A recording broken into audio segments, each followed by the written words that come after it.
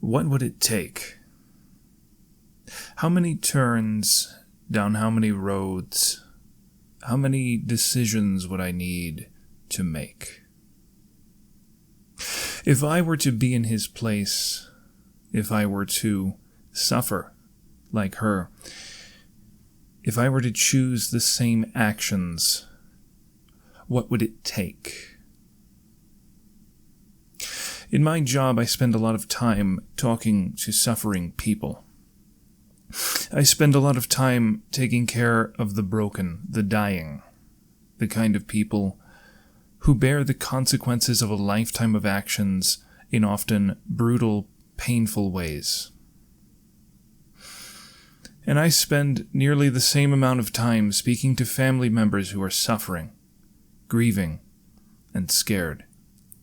People who find themselves in a place no one could possibly imagine until it starts to happen to them. This last weekend, I spent some time with an old man. His wife is terminally ill, on life support. She has no chance of recovery. And to my mind, to the minds of many others that look at her situation with objectivity and detachment, it seems like an obvious choice. It seems like an easy thing to make a decision about how to handle her illness. Discontinue life support. Make her comfortable. Let her pass naturally the way that all human beings do. But that's easy for us to say. It's easy for us to make that decision because we aren't in the trench. We aren't there, feeling the emotions, experiencing the loss, bearing the grief. To us, it's just another thing to do. But for this poor old man, the decision is much harder. The actions seem impossible. He's feeling a loss most of us can't comprehend.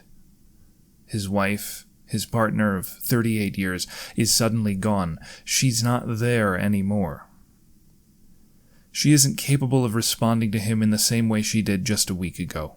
The last conversation he had with her is the last conversation he'll ever have with her. And for a myriad of reasons, for any number of terrible, painful reasons, he can't make the decision to let her go. So she remains on life support for a day, 2 days, 3 days, a week. How much longer? He visits her every day. He cries, he kisses her face, and he holds her hand. He talks to her just as sweetly as he can, because to him, she's not gone yet. To him, it's unbearable. So he doesn't make the decision. He waits. And he says it's up to God to take her. He doesn't need my help. If it's her time, God will take her, even if she's on those machines. And why do you look at the speck in your brother's eye, but do not consider the plank in your own eye? Or how can you say to your brother, "Let me remove this speck from your eye, and look, a plank is in your own eye"? Hypocrite! First remove the plank from your own eye, and then you will see clearly to remove the speck from your brother's eye. Matthew chapter 7, verses 3 through 5, the words of Jesus Christ. Perhaps you, dear listener, are just like me. Perhaps you hear this story and cringe with anger. Perhaps you say to yourself, well, if it was me, I know exactly what I'd do. Just pull the plug. It's easy. And perhaps you're right.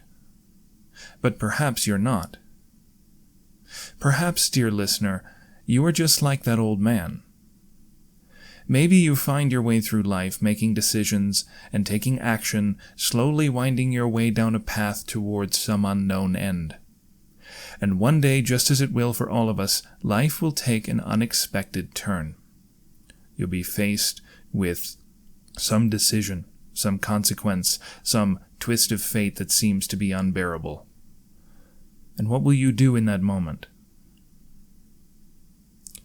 When thou art offended at any man's fault, forthwith turn to thyself, and reflect in what like manner thou dost err thyself.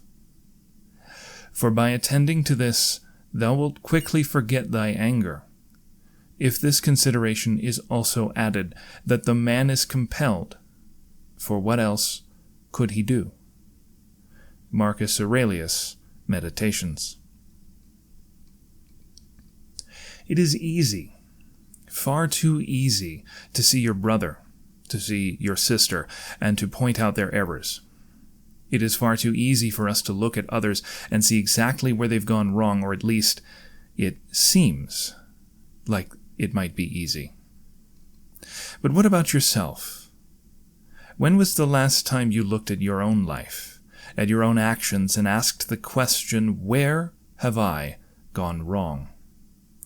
When was the last time you asked, where am I blind? It seems to be inherent in human nature to note our own deepest flaws in the lives and actions of others. To each of us, the very existence of other people is a mirror that reflects back to us the things we bury deepest into our own subconscious minds. And in this, it is an all too natural and all too simple defense to lash out and to say, you are wrong. To offer correction to a brother in a way we so desperately need correction ourselves. And why is that? It's because we all share the same thing, our humanity. The human soul within each of us has a common nature. We share this vital thing, this unifying thing, a thing that allows us to experience a profound and powerful connection with our fellow man. This is the thing that sets us apart from the other animals, a thing that distinguishes us from any other life in the universe. Within each and every person is a shared essence common to every other person. If only it were all so simple. If only there were evil people somewhere insidiously committing evil deeds, and it were necessary only to separate them from the rest of us and destroy them. But the line dividing good and evil cuts through the heart of every human being. And who is willing to destroy a piece of his own heart? Alexander Solzhenitsyn, The Gulag Archipelago. The truth of this cuts deeper than a story about an old man who cannot find it within himself to let go of his wife of 38 years. The truth of this cuts deeper than stories about people who offend you, who hurt your feelings, who wrong you personally in some way. The curious thing about the human soul is that it is capable of all things. Anything that a human being can do, you can do. From the greatest good to the blackest evil, all of these things are within the reach of the human soul. If there is one thing that each of us shares with the other, aside from our own mortality, it is this: the line dividing good and evil, the capability of awe-inspiring greatness and unimaginable evil. Perhaps we should make it more personal. Do you despise your sister? Do you hate your brother? Do you spend your time at work thinking about how much you dislike a particular colleague? Do you carry a burden of anger in your heart towards your father, towards your mother, towards a spouse, either current or former? And when you see those people, does your stomach turn? When you see other people, what do you really see? Do you think you see them as they really are? Is it really possible for you to evaluate a person wholly, taking into account the sum of all parts, of all decisions, of all circumstances that make them what they are? Or is it possible, perhaps, that what you really see is simply your own perception? Perhaps, dear listener, what you really see is a mirror. The errors of your brother are easy to see because he merely reflects your own errors back at you. But likewise, it is nearly impossible to see your own errors because of your own blindness. It is painful, it is agonizing to see someone you despise and to suffer the realization that all things, good and evil, lovely and terrible, within them, are also within you. And why do we shy away from this realization? Why do we ignore the truth of the matter? Because the acknowledgement of this particular little quirk of human nature would require that we turn our criticisms inward. It would require that we look within ourselves to see all of our own sins, and upon seeing them it would require that we work tirelessly to correct them. This process is excruciating. It requires daily effort, it requires discipline, and it will require that you set aside your criticisms of the world until you have set your own house in order. And the process starts with a very simple question. It's a question I ask myself whenever I recognize that feeling swelling up in my chest, that knot of frustrated anger that comes from watching my fellow man do something I know is wrong. The next time you feel this, ask yourself this question. What would it take? What would it take for me to do the things I see my brother doing right now? What sort of turns would life need to take for me to travel down the road I see my sister walking? And if I was there, if I was truly there, would I really do anything different? I've spent days trying to find a good way to wrap up this message. I wish I could bring it to a snappy conclusion, one filled with inspirational life advice, one that charges you to go forward and change your life in a way that turns the world towards a greater good. I wish I could do that, dear listener, but I cannot. Every time I write that conclusion, it turns my stomach. I find myself hating what I've written because I know that I cannot live up to these ideals myself. I am no different than you. If anything, I may even be worse than you. I have no position, no authority from which to give advice or direction. I can say only this, that each of us, each and every person alive on this earth, all of us are the same. Do you see problems in your fellow human being? They're inherent in you as well. They're inherent in you just as they are inherent in me. And it's far too easy for us to simply turn outward towards the world in a defensive posture and to point our finger towards every other person in a desperate attempt to avoid the personal recognition of our own shortcomings. All I'm asking, all that I can ask, is that we stop.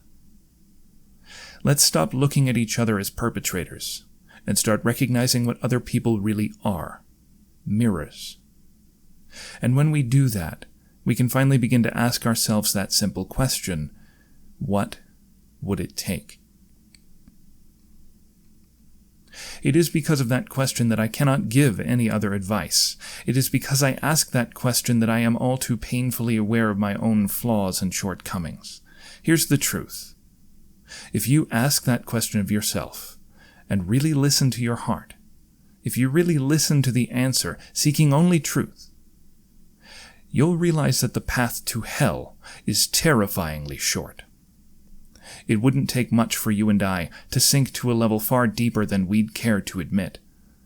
A lost job here, terrible accident there, some chronic pain, and a prolonged recovery that leaves you broken and weak at the end, and that's it. That's all it would take.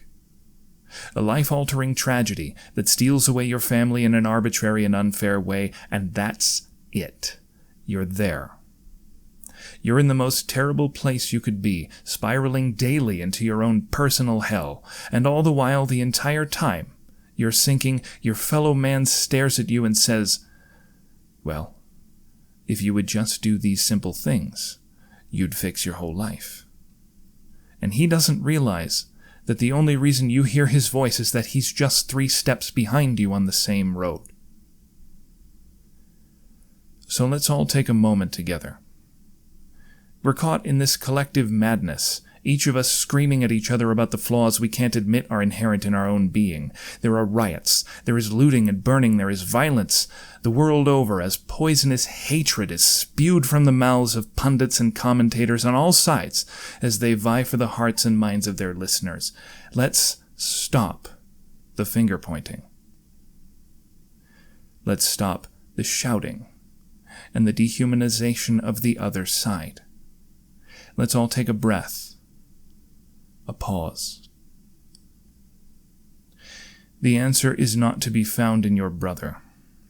The answer is not to be found in correcting the actions of others. The answer is within you. So let's take a moment, each of us, and let's ask ourselves the question together. What would it take?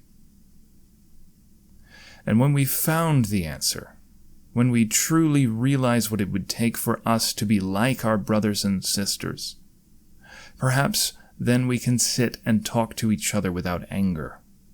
And maybe then we would see our relationships grow again, our friendships strengthen, our country return to peace. Perhaps that could happen. I don't know. I've already said before that I don't really know the right answer for this. I don't know that anything I'm saying is even useful. All I do know is that we need to look to ourselves. We need to look to our own flaws. We need to set our own houses in order. Let us each remove the plank from our own eye, and perhaps then we will begin to see clearly.